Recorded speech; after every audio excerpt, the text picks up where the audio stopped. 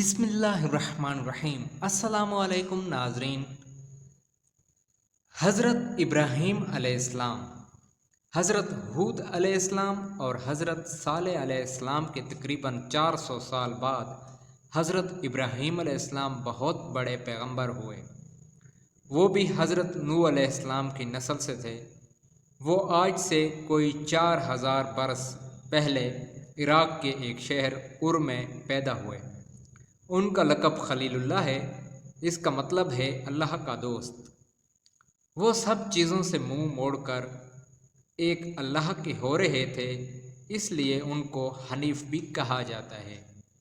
نبیوں کے باپ حضرت ابراہیم علیہ السلام کو ابو الانبیاء یا جد الانبیاء بھی کہا گیا ہے، اس لیے کہ ان کے بعد آنے والے تقریباً تمام نبی اور رسول انہی کی اولاد سے ہوئے۔ ہمارے رسول پاک صلی اللہ علیہ وسلم بھی انہی کے اولاد میں سے ہیں۔ آگ باغ بن گئی۔ حضرت ابراہیم علیہ السلام شہر ار میں پلے بڑھے اور جوان ہوئے۔ عراق کے لوگ اس زمانہ میں سورج، چاند، ستاروں اور بتوں کی پوجا کیا کرتے تھے، اور ان کا بادشاہ نمرود خدا ہونے کا دعویٰ کرتا تھا۔ حضرت ابراہیم علیہ السلام نے ان کو اسلام کی طرف بلایا اور سب چیزوں کو چھوڑ کر صرف ایک اللہ کو ماننے کی ہدایت کی، تو وہ تمام ان کے دشمن بن گئے۔ ناظرین، انہوں نے حضرت ابراہیم علیہ السلام کو بہت ڈرایا دھمکایا، لیکن وہ ان کو برابر اللہ کی طرف بلاتے رہے۔ ایک دن موقع پا کر حضرت ابراہیم علیہ السلام نے ان کے بتوں کو توڑ پھوڑ دیا۔ اس پر بادشاہ نے ان کو آسمان سے باتیں کرتی ہوئی آگ کے ایک بڑے الاؤ میں ڈال دیا۔ اللہ کے حکم سے یہ آگ بجھ گئی اور حضرت ابراہیم علیہ السلام کے لیے باغ بن گئی۔ وہ اس میں سے زندہ سلامت نکل آئے۔ وطن چھوڑ دیا۔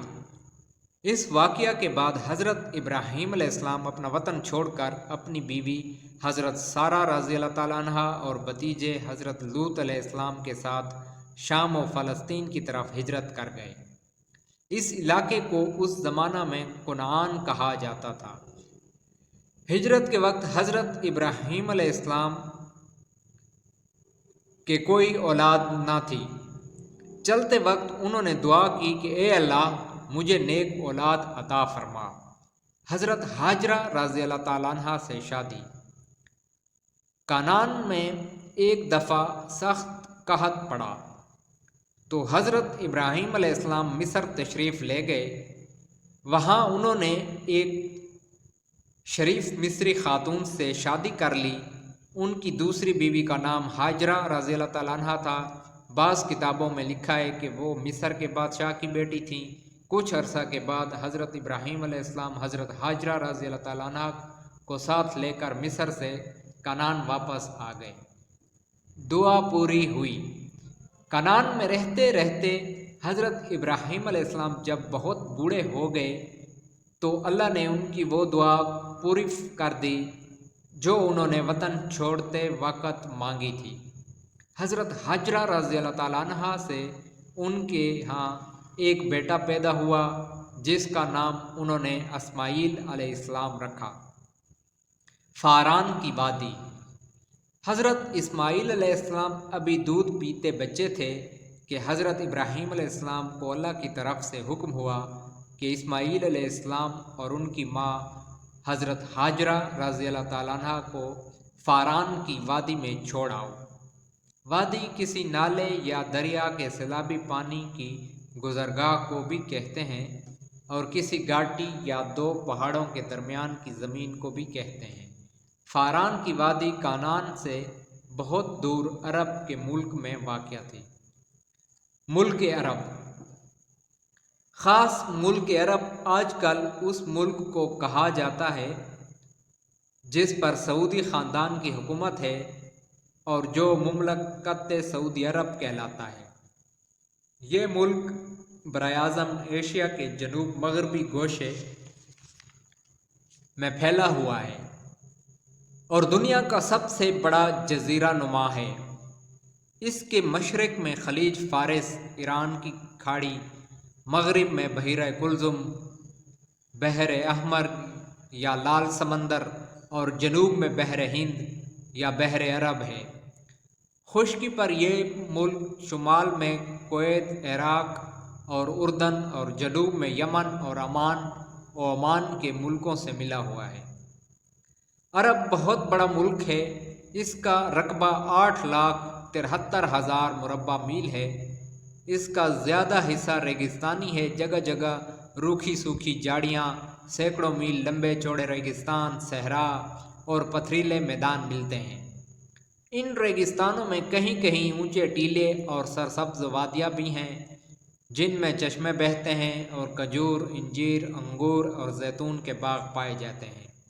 ان کو نخلستان کہتے ہیں۔ نخلستان میں تھوڑی بہت کھیتی باڑی بھی ہوتی ہے۔ عرب میں بارش بہت کم ہوتی ہے۔ آب و ہوا گرم خشک ہے۔ ملک میں کوئی دریا نہیں، البتہ بہت سے چھوٹے چھوٹے ندی نالے ہیں جو سال میں کئی مہینے خشک پڑے رہتے ہیں۔ اونٹ، گھوڑے اور بیر بکریاں عرب کی خاص جانور میں عربی گھوڑا بہت مشہور، بہت خوبصورت اور پھرتیلا ہوتا ہے۔ عرب کا اونٹ ایک مرتبہ پیٹ بھر کر پانی پی لیتا ہے اور دنوں اسے پیاس نہیں ستاتی۔ ریتلے میدانوں میں جہاں گھوڑا نہیں چل سکتا، یہ بے تھکان اڑان چلا جاتا ہے۔ ملک کے درمیان نجد کا علاقہ ہے جسے چٹیل پہاڑوں اور ریگستان نے گھیر رکھا ہے۔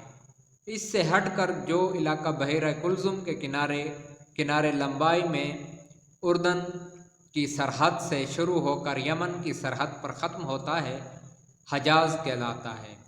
اس علاقے میں سرسبز وادیاں اور ریتلے میدان ساتھ ساتھ پھیلتے چلے گئے ہیں۔ فاران کی وادی حجاز ہی کے علاقے میں تھی۔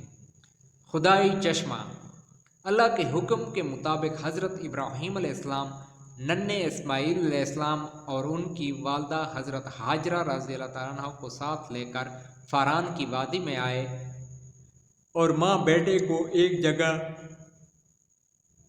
ایک درخت کے نیچے چھوڑ دیا۔ اس وقت یہ جگہ بالکل ویران اور غیر آباد تھی۔ حضرت ابراہیم علیہ السلام نے کچھ کھجوریں اور پانی کا ایک مشکیزہ حضرت ہاجرہ رضی اللہ تعالیٰ عنہ کو دیا اور ان کو خدا کے سہارے پر چھوڑ کر وہاں سے چل دیے۔ حضرت ہاجرہ رضی اللہ تعالیٰ عنہ نے آگے بڑھ کر ان سے پوچھا کہ آپ ہمیں اس ویرانے میں چھوڑ کر کہاں جا رہے ہیں؟ انہوں نے فرمایا کہ اللہ کا یہی حکم ہے۔ یہ سن کر حضرت ہاجرہ رضی اللہ تعالیٰ عنہ خاموشی سے ننھے اسماعیل علیہ السلام کے پاس آ بیٹھی۔ جب مشکیزے کا پانی ختم ہو گیا تو ماں بیٹے کو پیاس